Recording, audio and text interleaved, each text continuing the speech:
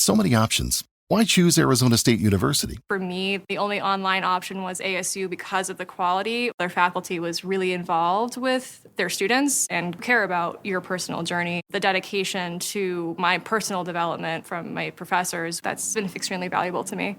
Earn your degree from the nation's most innovative university. Online.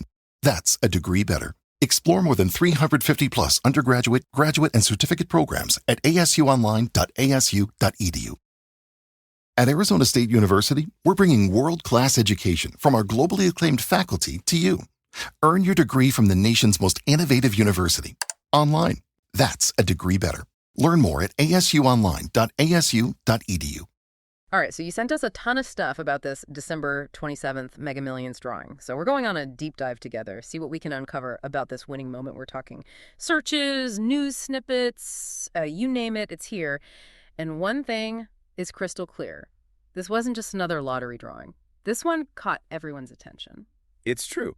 What's really interesting to me is it wasn't just about the numbers themselves, of course. There were the expected searches for winning numbers, and but there's a lot more here that speaks to a much deeper fascination. Okay, so walk me through this. What else were people searching for? Well, right off the bat, there were tons of searches about the location of the winning ticket. Where was a Mega Millions won was a big one. And then we see Cottonwood, CA and Shasta County popping up repeatedly. It's like people needed to place this massive event to ground it in a real location. So we know the winning ticket was sold in Cottonwood, California. Got it. But why do you think that matters so much to people? It's not like they know the winner personally, right? Right. But it taps into something very human. We're drawn to stories. And suddenly this abstract concept of winning the lottery has a face, a place, a small town, no less. Yeah. You can practically picture the celebrations, the rumors swirling around the local diner. I see what you mean. It's like knowing the location adds a whole other layer of intrigue to the story. Exactly. And that's just the beginning. There's another layer to this. And it has to do with the winner themselves. Right. Or should I say the lack of information about the winner. Because they haven't come forward yet. Right. And the search data reflects this.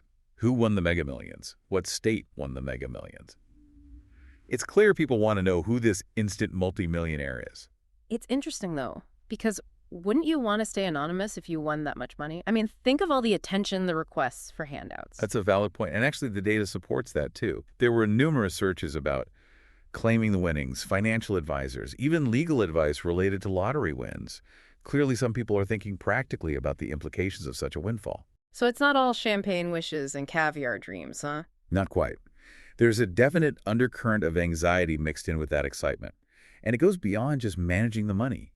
Think about what it means for your identity, your relationships, your whole world, really. When you become that Mega Millions winner. It's almost like winning creates this new identity, this label that you have to wear whether you want to or not. Exactly. And that can be a lot to process, especially when you factor in the intense public curiosity. Remember all those searches about the winner's identity? That's just a glimpse of the potential scrutiny this person is facing. So while some people might be daydreaming about winning, it sounds like the reality can be a lot more complicated, even isolating. Absolutely. And that brings us to another fascinating layer of this deep dive, the psychology of sudden wealth. Okay, I'm listening. Take us deeper down the rabbit hole. Well, think about it. What happens to our sense of self, our values, even our relationships? When we go from ordinary to extraordinary overnight, does money really buy happiness? Or does it just magnify the existing cracks in our lives? That's a pretty heavy question. It is. And the search data, while not giving us definitive answers, does offer some intriguing clues. For example, there were a number of searches related to stress management, therapy, even support groups for lottery winners. So it's not all sunshine and roses. Even for those who hit the jackpot, there's a darker side to consider. Exactly. And I think understanding that darker side, that undercurrent of anxiety and potential upheaval, is key to grasping the full impact of a lottery win, not just for the individual, but for their families, their communities. And maybe even society as a whole. Precisely. And that's where things get really fascinating.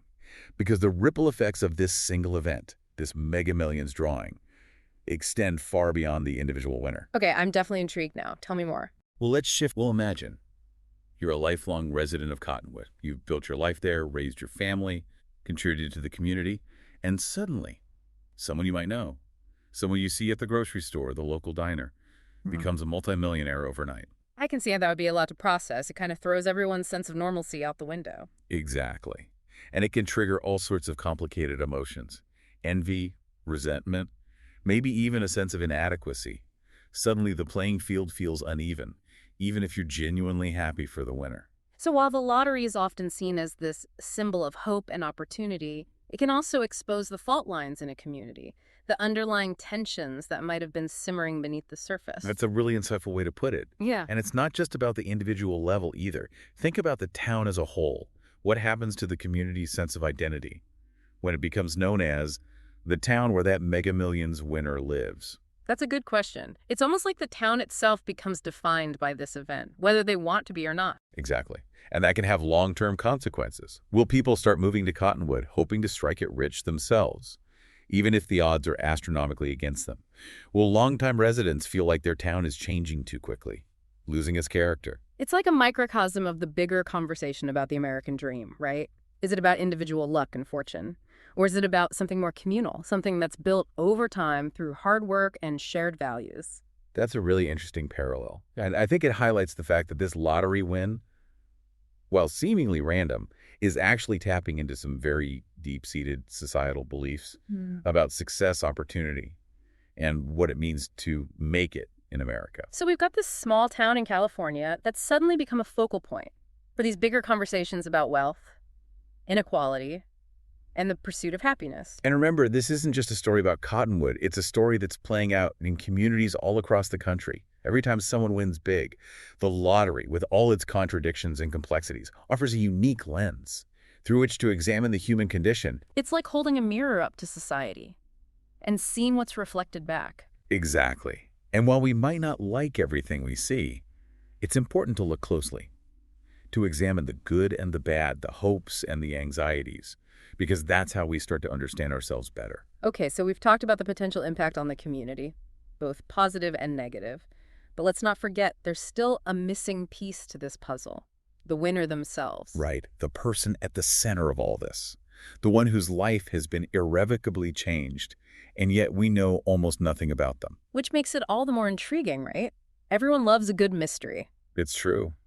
And the lack of information only fuels speculation. Who are they? What were they doing before they won? What are they going to do with all that money? It's like a blank canvas Yeah. that people are projecting their own hopes and dreams onto. Exactly. And that's where the psychology of anonymity gets really interesting, because it allows us to fill in the gaps, to create our own narratives about who this person might be and what their future holds. We all love a good rags to riches story, don't we? It's almost like a modern-day fairy tale. It is, and I think that's part of the reason why the lottery holds such a powerful grip on our imaginations. It represents the possibility of transformation, of escaping our ordinary lives and becoming something extraordinary.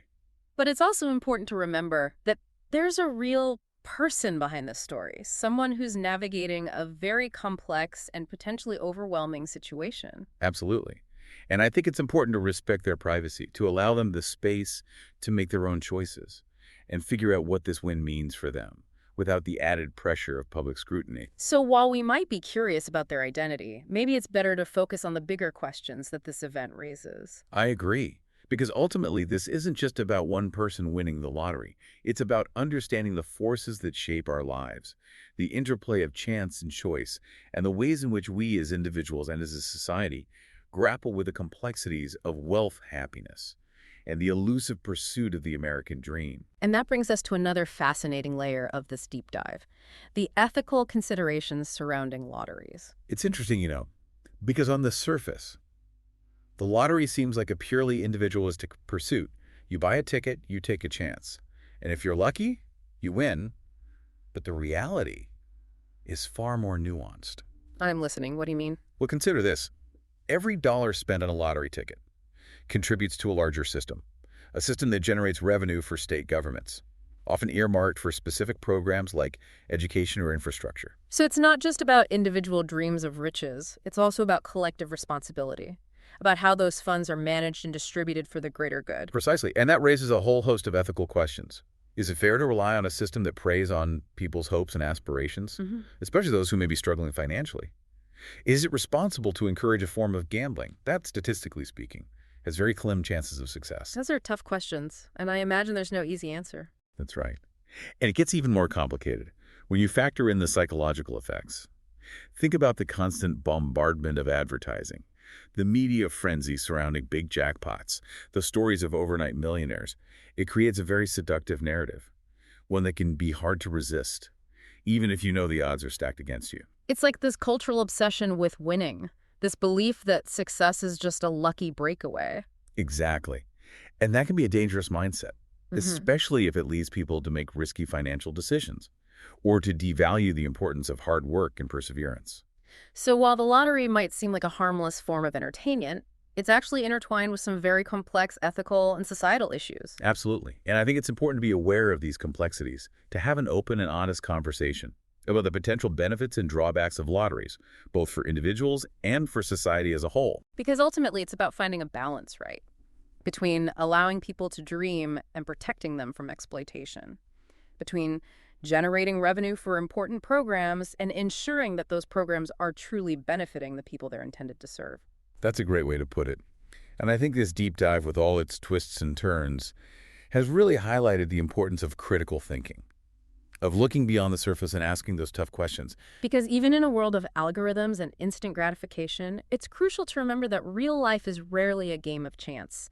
It's a complex tapestry of choices, circumstances, and consequences. And it's up to each of us to navigate it with awareness, empathy, and a healthy dose of skepticism. Well said. And I think that's a fitting note to end on. I agree. So to our listeners, thank you for joining us on this deep dive into the world of mega millions, small towns, and the complexities of human behavior. We hope you've enjoyed the journey and that you'll continue to explore these fascinating themes long after this deep dive ends. Today is your lucky day. Today is the day that our $3 website works for you, paying you directly to your PayPal daily. Imagine $3 ongoing continuous payments to your PayPal account. Imagine falling asleep and waking up to $300 in your PayPal account. How would this make you feel? How could this help you? What bills could you pay? What kind of fun could you have? What does that retirement look like now? All for a one-time payment of $3. This website is DFY done for you, fully built and completely hosted, and never stops collecting payments for you. You have spent $3 on coffee on a regular, but that coffee won't help you create multiple streams of income. Click the link below.